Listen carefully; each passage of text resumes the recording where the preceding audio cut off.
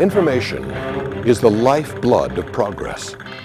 From the dawn of time, information has been more valuable than gold, and information security has been of paramount importance.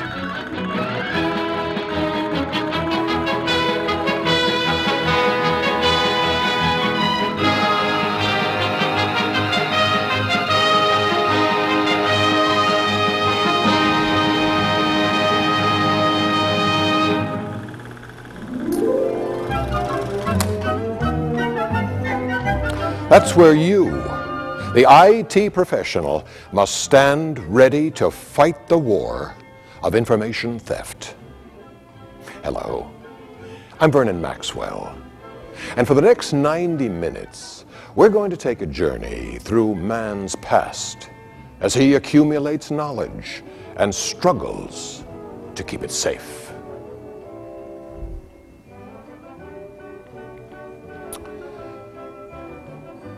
Referring to Figure A study by the Helsinki Group shows clearly the parallels between information and its security. The blue line represents man's increased need for information, while the red line indicates the growing importance of the information's security over time. Let's take a look at some examples of this. In prehistoric times, our caveman ancestors saw the value of recorded information. Here's Caveman John, just your average, everyday caveman. But what's this? He's writing something. Must be important information. Uh-oh. It looks like someone else thinks his information is important as well. Not to worry. With a little faith,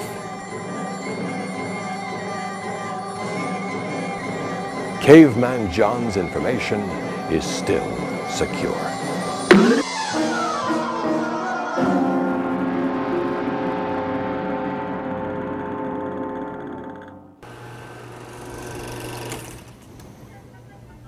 Man learned early on that he needed to find a way to keep his information secure.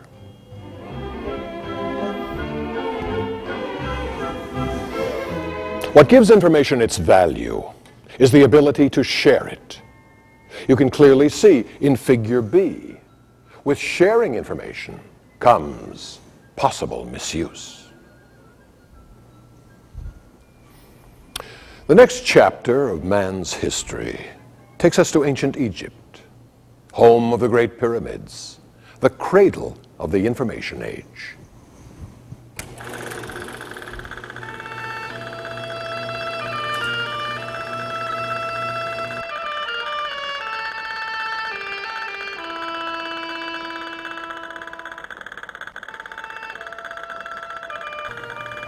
Meet Scribe John. Scribe John is chiseling the Pharaoh's message for all to see. But it's also a great opportunity for ne'er-do-wells to abuse this forum for their own gain. This is one of the earliest examples of something called spam.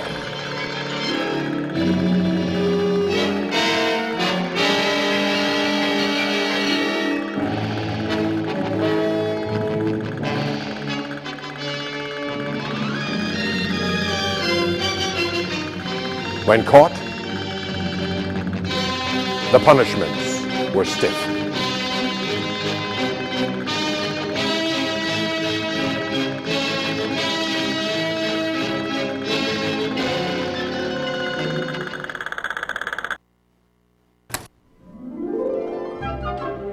As time marched on, stone tablets were replaced by spinning magnetic discs as a way of storing information.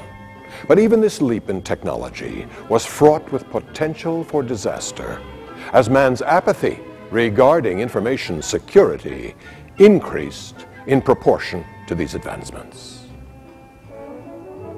Let's examine Figure C one can clearly deduce that man's apathy for security of his information is inversely proportional to the amount of information he acquires. Let's look at an example of apathy in action.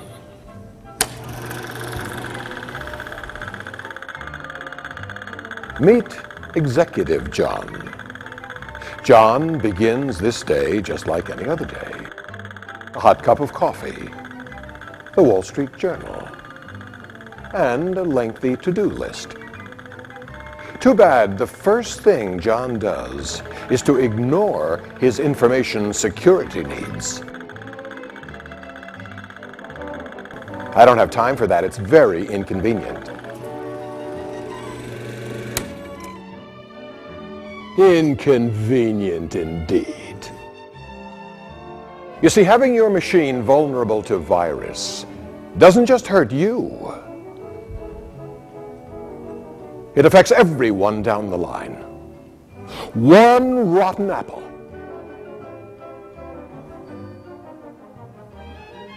can ruin the whole bunch. Let's continue.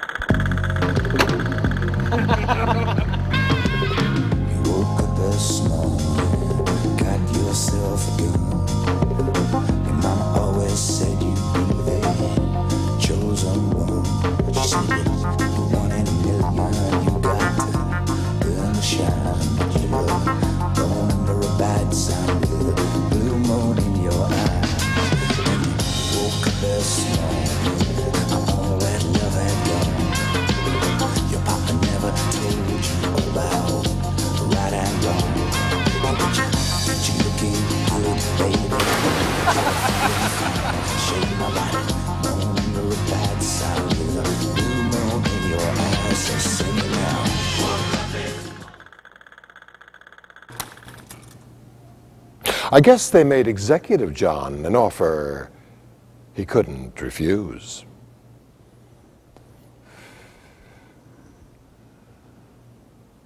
What will the future hold? Flying cars, homes beneath the sea? What about our information technology? What will the machines of the future be like? And how will they affect our lives? I wonder.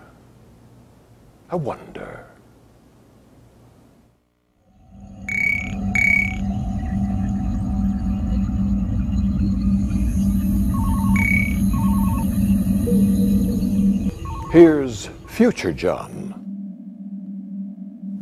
He looks like you or me, right? Wrong.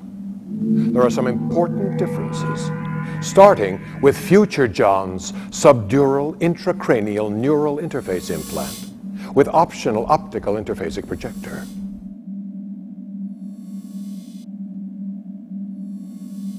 But even with all this space-age gadgetry and all he's been through, he still chooses to ignore his security needs. What are you doing, John? You must apply that upgrade.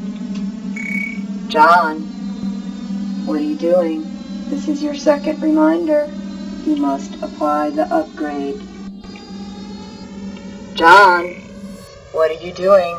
This is the final reminder. Punishment is imminent.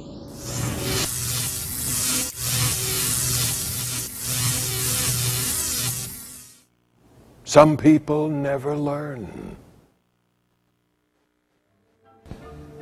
I think we've shown here that although information represents the building blocks of our civilization, the security of that information is the mortar. We hope we have clearly illustrated the important linkage between information security and you. Have a happy and secure holiday. I'm Vernon Maxwell.